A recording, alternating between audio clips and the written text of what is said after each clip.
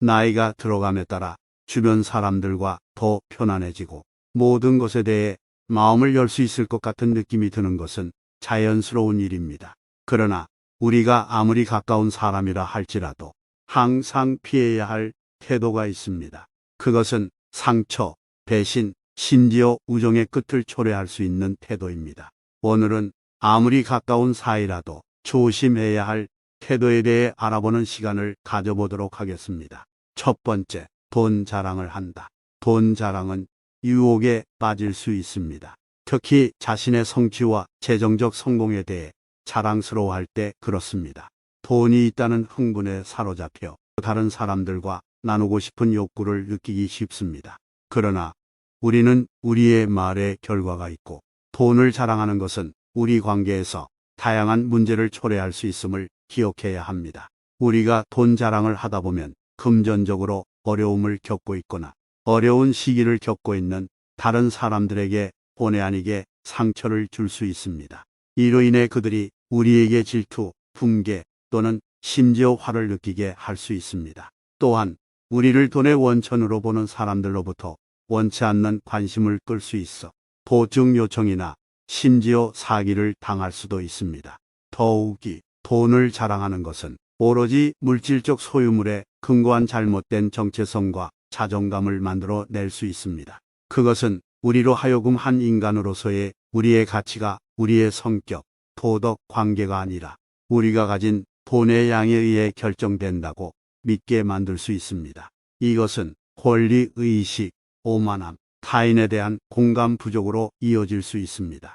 우리는 다른 사람들 앞에서 과시하지 않고 겸손하고 재정적인 성공에 감사하는 법을 배워야 합니다. 우리는 우리의 말과 행동의 결과가 있음을 기억하고 다른 사람의 감정과 상황을 배려하도록 노력해야 합니다. 진정한 행복과 성취감은 소유물이나 은행 계좌가 아니라 관계와 경험에서 나옵니다. 두 번째, 친구를 영업 상대로 대하는 태도. 진정한 친구가 없다는 사실을 자주 한탄했지만 최근에는 우정에 대한 태도를 바꿔야 한다는 것을 깨달았습니다. 예전에는 친구가 있다는 것은 내가 필요할 때 도와줄 수 있는 사람이 있다는 뜻이라고 생각했는데 지금은 그런 생각이 오산이었다는 것을 알게 되었습니다. 진정한 친구가 아니면 친구가 아닙니다. 사실 우리는 특별히 친하지 않아도 좋은 친구가 될 수 있습니다. 함께 시간을 보내는 것을 좋아하지만 반드시 도움을 청하지는 않는 친구가 있는 것은 잘못된 것이 아닙니다. 그러나 친구가 우리를 위해 해줄 수 있는 일 때문에 친구를 그리워하기 시작하면 실수가 발생합니다. 때때로 우리는 친구를 우리 자신의 목표를 달성하는데 도움이 되는 도구로 취급하기 시작할 수도 있습니다. 우리는 그들이 우리를 위해 무엇을 할 수 있는지에 따라 친구가 될 사람을 선택하고 도움이 되지 않으면 버립니다. 우리는 사람들에게 접근하여 우리에게 더 많은 것을 제공할 수 있는 새로운 사람으로 대체할 수도 있습니다. 그러나 이것은 우리가 깊이 후회할 실수입니다. 우리가 진정한 친구, 좋은 친구를 원한다면 그들을 그렇게 대할 수는 없습니다. 우리 자신의 이익을 위해서만 사용할 수는 없습니다. 우정은 거래 관계가 아닙니다. 우리는 스스로에게 물어볼 필요가 있습니다. 친구들을 어떻게 대해야 할까요? 우리는 그것들을 도구로 봅니까? 우리의 과거와 현재를 돌아보고 친구를 영업 대상으로 바라보고 있지는 않았는지 돌아볼 필요가 있습니다. 우리가 친구를 영업 대상으로 삼고 설득하려 하거나 만날 때마다 도움을 청하고 친구니까 도와줄 수 있어 라고 한다면 암묵적으로 영업을 했을 수도 있습니다. 친구가 싫어할 걸 알면서 그 친구에게 가는 것이 얼마나 힘들겠습니까? 상황이 길어질수록 우리는 더 힘들어집니다. 우리는 이 상황이 정말 얼마나 어려운지 반성해야 합니다. 직업을 유지하는데 도움을 줄 친구가 필요하다면 어쨌든 직장 생활은 오래 가지 못할 것입니다. 친구를 판매 파트너처럼 대하는 것은 좋지 않습니다. 차라리 친구의 도움이 정말로 필요할 때까지는 아무 말도 하지 않는 것이 좋습니다. 도움이 필요할 때 정직하게 도움을 요청하는 것이 좋습니다. 정말 도움이 필요하다고 느끼기 때문이 아니라 우정을 소중하게 여기고 친구가 필요할 때 도움을 줄 것이라고 믿기 때문입니다. 우리가 친구를 대하는 방식이 우리의 관계에서 나타난다는 것을 기억하세요. 우리는 우정을 소중히 여겨야 하며 우리 자신의 이익을 위해 우정을 이용해서는 안 됩니다. 세 번째, 돈을 빌려달라고 할 때 정색하는 모습입니다. 친구에게 돈을 빌려야 하는 어려운 상황입니다. 특히 그들이 친절과 이해심으로 반응하지 않을 때 취약하고 노출된 것처럼 느낄 수 있습니다. 만약 우리가 친구에게 도움이 필요할 때에만 친절하게 대하지만 우리가 도움이 필요한 사람일 때 친구가 갑자기 차갑고 멀어진다는 사실을 깨닫게 되면 더욱 마음이 아픕니다. 특히 가까운 친구나 가족과 관련된 경우 돈을 다루는 것을 주저하는 사람들이 있다는 것은 이해할 만합니다. 그러나 상황을 어떻게 처리하느냐에 따라 결과가 크게 달라질 수 있다는 점을 기억하는 것이 중요합니다. 현명한 거절은 상대방이 거절당하거나 판단받는다고 느끼게 해서는 안 됩니다. 대신 그들의 상황에 공감하고 단순히 그들을 도울 자금이 없다고 설명하는 것이 좋습니다. 상처받은 마음에 찬물을 끼얹을 필요는 없습니다. 특히 우정을 위태롭게 할 수 있다면 말이죠. 자신의 상황에 대해 정직하고 솔직하게 말하고 자신과 사랑하는 사람을 보호하기 위해 명확한 선을 긋는 것이 좋습니다. 결국 돈은 가장 강력한 관계를 망칠 수 있는 위험한 것일 수 있습니다. 우리가 돈을 빌려주든 빌리든 친절, 공감, 정직이 건강한 관계를 유지하는데 핵심이라는 점을 기억하십시오. 네 번째, 나의 비밀을 남에게 말하는 태도. 개인적인 어려움이든 부끄러운 순간이든 세상과 공유할 준비가 되지 않은 일이든 우리 모두는 마음에 간직하고 있는 비밀을 가지고 있습니다. 그리고 우리가 누군가에게 비밀을 털어놓기로 결정할 때 우리는 우리의 신뢰가 존중되고 우리의 비밀이 안전하게 지켜질 것이라는 이해를 가지고 그렇게 합니다. 하지만 그 신뢰가 배신되면 어떻게 될까요? 우리가 털어놓은 사람이 다른 사람에게 우리의 가장 깊은 비밀을 다른 사람에게 말할 때 그것은 엄청난 타격이 될 수 있습니다. 갑자기 우리는 취약하다고 느낍니다. 내가 어려움을 겪고 있는 일에 대해 친구에게 털어놓았던 때가 기억납니다.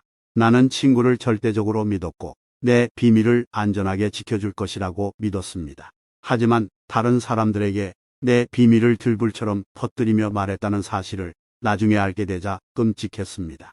배신감과 상처가 엄습했습니다. 내 가장 깊은 자아가 침해당한 것처럼 노출되고 취약한 느낌이 들었습니다. 가슴을 후려치는 것 같았고 친구가 왜 나에게 이런 짓을 했는지 의아해하지 않을 수 없었습니다. 우리가 어려움을 겪을 때 다른 사람에게 마음을 털어놓고 도움을 구하고 싶어하는 것은 이해할 만합니다.